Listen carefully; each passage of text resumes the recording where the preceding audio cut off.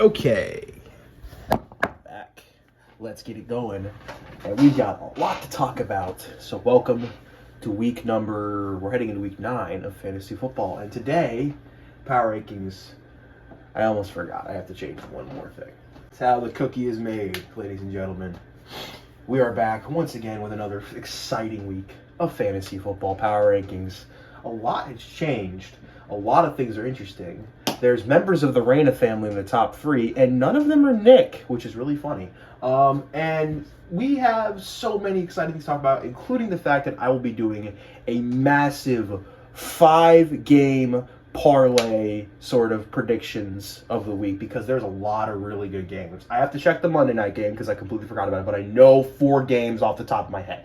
And usually I can barely remember 3, so if you want to clap, now it's time to clap. Nick, put some fireworks up. That'd be really cool. All right, so we have Lionel, Esmeralda, George, Jack, Daniel, JJ, Joey, Nick, Lance, who won but didn't win again, and Sam, who's still last place because he lost again last week. See, Sam, I was going to take you out of last place because I felt like I was a little bit harsh. But then you lost again, and I was like, you know what?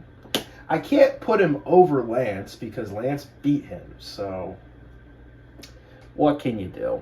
What can you do? Anyways, besides that, we have ourselves the will to live fantasy-o-meter, whatever we're calling it, trademark pending, and it's at plus 200. I am quite enjoying these fantasy football videos. They are starting to become a lot easier to make. Pardon the fact that I don't have to edit them. Hi, Nick. I know what you're going to do with the rankings, so go ahead and do it. And basically, we have not much to talk about. I mean, Esmeralda's number 2 in the whole league, which is insane to think about, because I want to go ahead and remind you, she has I have James Conner on the IR. She has Justin Jefferson and Kyron Williams, 2 of the best fantasy football players in the league, on IR right now, and likely not going to do much afterwards because, fun fact, Kirk Cousins tore his fucking Achilles. So, she lost her quarterback. But, yeah, she's 5-3. She's sitting in the playoffs pretty comfortably. She's on top of her division, which I did not see coming. The current playoff bracket flashing on screen. There it is. Currently, right now, me, Lance, and Nick are all still sitting out of the playoffs. But Sam is lucky I didn't win last week, because if I'd won, I would have knocked him out of the playoffs and had a playoff spot. Go fuck yourself, Daniel. The point is we are sitting at the new matchup of the week, which is JJ versus Esmeralda. Another Reina Bowl. And this, actually, that's not a Reina Bowl. JJ isn't related to y'all. Oh well. The point is we have another matchup between 2 very good teams, and JJ sitting at 4-4 needs every win he can get, because me and Nick, who are sitting at 3-5 and 3-5 each, are currently doing everything we can to stay in the playoff race. I was all but dead. I was 1-4 about a couple weeks ago, but now I'm 3-5. So as long as I can get through these next couple weeks where bye weeks really come into play, yeah, I'll be sitting pretty in the playoffs. And then of course we have Sam, who's sitting in last place.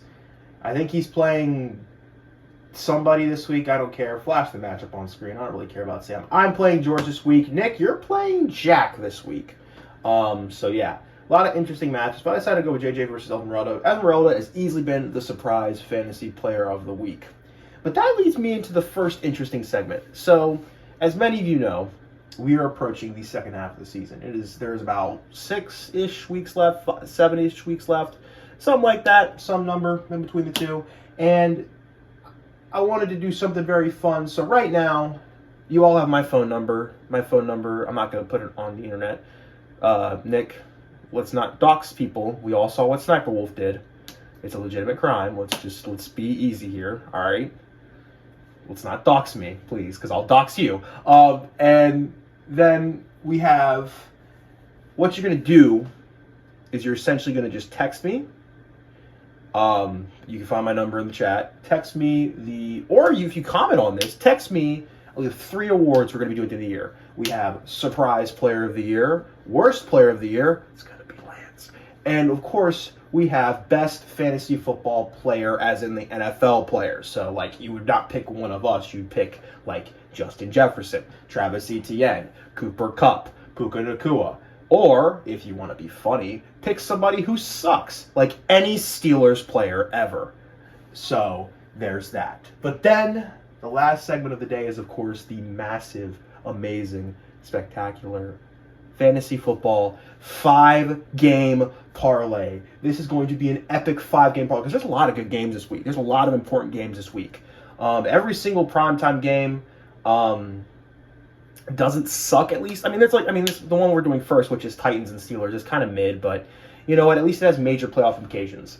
So last week the Steelers played an AFC a team that wasn't like in their division, and they got kind of beat the shit out of by the Jaguars. It was funny. I got that prediction right. And yeah, I'm gonna go ahead and pick the Titans because the Titans have starting new white boy of the week, Will Levis. I don't know how to say his name. I don't care. He's named after jeans, so it doesn't matter. And then, of course, on Sunday, there are 3 games we're picking on Sunday. 3 games on Sunday we're picking because there are so many important games on Sunday we have to pick. The first one is in Frankfurt, Berlin, and it is going to be between the Chiefs and the Dolphins. This is a battle of 2 teams who are fighting for the top seed in the AFC. This game is super fucking important. If you have a player in this game on offense, I suggest starting them because they're going to score a lot of points. That being said, I still think the Chiefs are going to win. I think after last week, they're going to be pissed off that the Broncos beat them, which nobody saw coming, to be honest with you. And I think that they are going to continue building for a top seed in the AFC. The only issue is that, they played the Jaguars, they play the Dolphins, and they're going to play the Bengals, I believe. They won't play the Ravens, who are another team who's going to be vying for a top seed, so we won't know. We won't see them play each other till January if they play, which, let's be honest, the Ravens aren't making it that far. But anyways, I still think it'll be the Chiefs winning against the Dolphins. The Dolphins have looked way too inconsistent against top teams. Their offense seems to, forget how to play when they play really good teams. So, yeah, give me the Dolphins and Chiefs. Give me the Chiefs. Fuck. Then, of course, the second game on that docket is the first 1 p.m. game. It is the Ravens versus the Seahawks. I had to pick them because this is a 6-2 matchup, and this is 2 really good teams leading the division, surprisingly in the division. Way to go, Nick and your 49ers. They're really doing a great job, aren't they? And I'm going to go ahead and pick the Ravens. I think the win streak, you look at the Ravens, win streak, and you think, wow, they've looked inconsistent. But, I looked at the stats, and apparently over these 3 wins, which, believe me if you or not, it doesn't matter, they have scored an average of 31 points, which, is really good. And they've allowed, an average of, under 20. So, I don't know. I feel so spoiled because of that Detroit win that, I was we need to be seeing that more often, but we haven't really seen it that much. That being said, I got the Ravens winning this one. It should be a pretty close game. I think Geno will ball out. And I think it'll be a very, very fun game. I think it should be very fun. If you have nothing to do, if you have NFL Sunday ticket, go get that shit and go watch it. You may be wondering, yes, it's on YouTube TV. This isn't sponsored by YouTube TV, but YouTube TV, I already have you. If you want me to sponsor you, say the word. It'll happen. And then the Sunday night game is the game between the Bills and the Bengals in Cincinnati. Now, this game was supposed to happen last year, but then that thing happened, which caused a lot of turmoil in who won fantasy football last year. So it's either George or Chris, as we said. So whoever you recognize your champion, it doesn't really matter. So first things first, I'm just going to predict that this game will finish and no one will almost die. Let's predict that. But as for the winner, I don't particularly know because the Bengals are coming off a bye week and their victory last week, which they looked really good against the 49ers. But the 49ers, their quarterback was basically one more head injury away from being Antonio Brown. So I don't really think that was as impressive as people will say. I'll say this, I think it was impressive, but I don't think it's oh my God, the Bengals are back. I think they took care of the fact that there was a bunch of injuries on the 49ers. And, it was what the fuck are you going to do? That being said, I will go ahead and pick the Bills because I think the Bills' offense is going to get going in the right direction. I think that Josh Allen got a much-needed win against the Buccaneers. They have much more rest coming into this game. They didn't have to take a massive road trip because Cincinnati and Buffalo are relatively close to each other. And, yeah, I think all the travel that the Bengals have been doing is going to cost them this week. Oh, shit, it's going to cost them this week. And that will be that game. Now, that being said, I don't know the Monday night game. Nick, cut this part, please. All right. I really hope you're cutting this part out, Nick, because if you're not, it's going to look really bad. All right. Oh, okay. And the Monday night game is Chargers versus Jets. Now, the Jets have surprisingly snuck into a playoff position, and they're 4-3.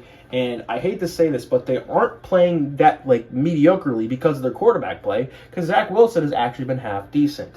But the Chargers are desperately looking for a win. They are in some deep shit because they've kind of fucked around, and they found out because now their team is fighting for their playoff lives. I will go ahead and pick. Did I pick the Chargers last week? Did they play on Monday night last week? I don't think they did. No, they didn't. Did I pick them last week in the game? No. I picked them a couple weeks ago. I will pick the Jets. Jets, Jets. They're on Monday night for the first time since Aaron Rodgers tore his Achilles. So, be careful, Zach Wilson. Please. That's all I ask.